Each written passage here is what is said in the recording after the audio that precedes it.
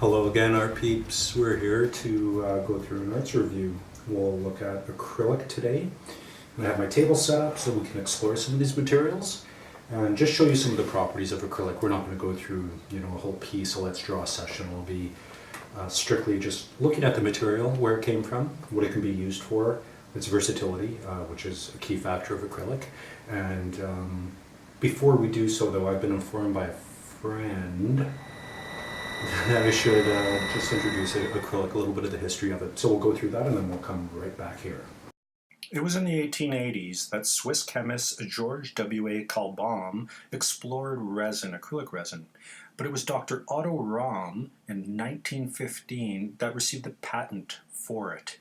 Now, he was under the employ of Baden Aniline and Soda Factory, better known to me as BASF, the makers of those fun cassettes. No one even knows what that is! Now, Otto explored resin throughout his career, and it was mainly used for industrial purposes. And there was something that got in the way, war. And 1930s Germany was not the place to be, and BASF went through some changes.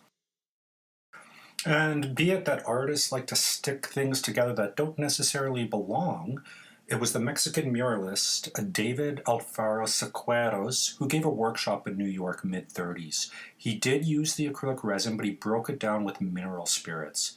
He also, incidentally, gave a workshop on socialism in art, which really was his forte, I guess, Mexican muralists and all. But he did employ it in his paintings. It took until the 50s that our good friend Rahm was back on the scene. And what he'd done is, now he received a patent for acrylic paint soluble with water. And at this point, artists embraced it. Andy Warhol, Marilyn Diptyk is a good example. He was one of the first to really use these paints. We have another example here. This is Roy Lichtenstein in the car with his panel art. Heavy acrylic, sharp lines. Shows the qualities of it.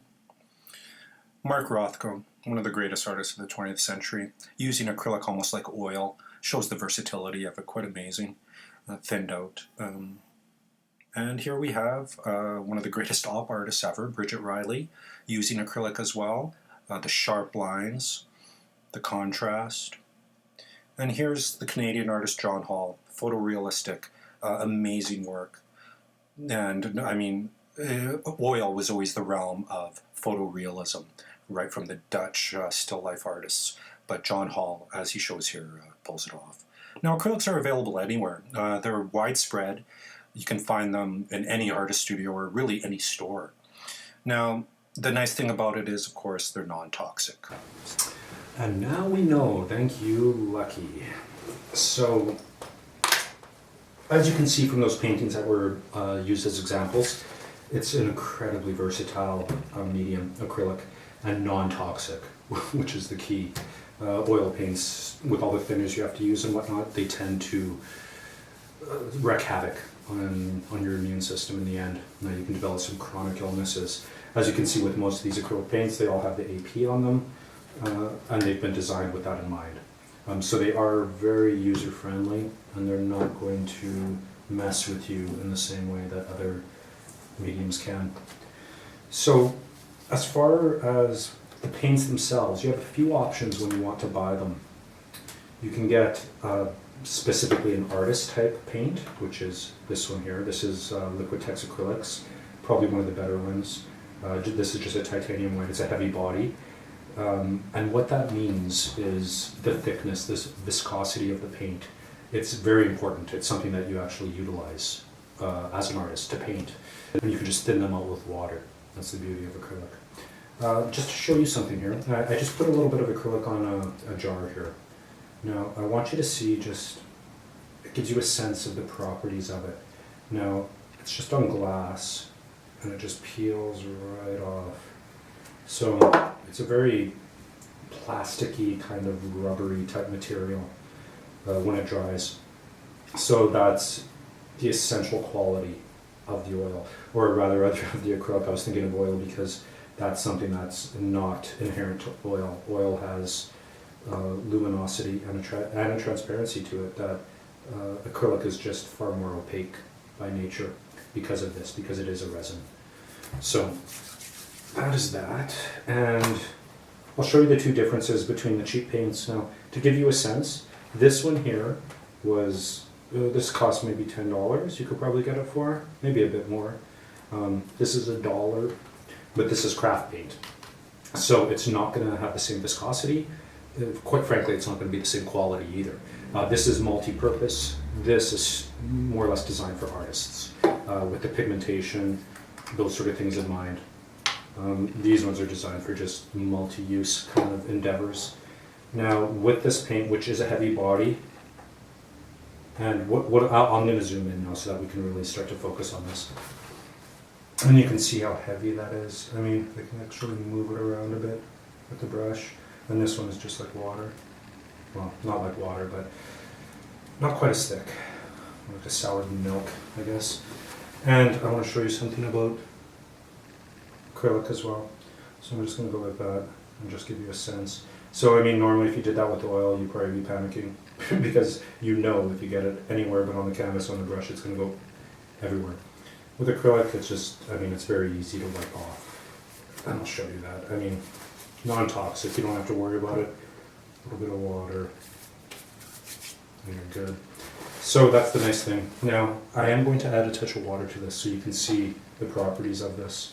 The expensive versus the cheap, and how that actually plays out. So I'm just going to water this down a bit so you can get a sense of how that breaks down. So that's the cheap, $1. This is the expensive one. So you just see the body of it is very different due to its high viscosity. And quite frankly, it's a better paint. You can tell, even with that titanium in there, the white, like I said before, you may not be able to see it, but it's a nicer kind of vibrant, it's almost a metallic white, obviously titanium. So that's the main differences between the two. Now, as far as expensive and cheap, so you just have to choose what you're using it for. I mean, you can thicken this, even just letting it sit is going to thicken it. It's never going to be the same quality as that though. And that's because, like a few things in this world, very few, you get what you pay for, especially with pigmentations and paints. And you know, designed for artists specifically versus multi-purpose, $1 business. So now I want to show you just a little bit about how you can manipulate, how you can use the acrylics, and we're going to just kind of play with it like watercolor. So I'm just going to wet this canvas a bit so that that color can flow. I'm going to take just a touch of the red, and I'll show you. I'm just using this sheet of paper. I just have a couple colors down. So I'm going to use this. You see how it's very close to watercolor as far as its property. The big difference though between this and watercolor is that watercolor is water soluble. So it may be dry, but you can break it down with water again. This acrylic, you could not. Once it hardens, once it dries, it's waterproof. It's that rubbery kind of quality to it. So, a little bit too much water here, so I'm just going to dab some out. So I just want to show you the blending here. So, you can do it. You can treat it like watercolor. And that's one of the main benefits of it. Like I stated before, the versatility.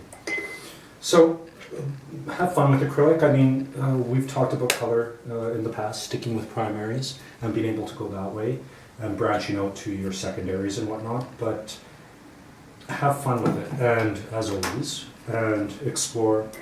Now, it's very simple. I'm just going to do a quick, I mean, I know I said this wasn't going to be a let's draw session, but I just want to show you. So I'm going to just do kind of a, whatever. We'll say that's trees, okay?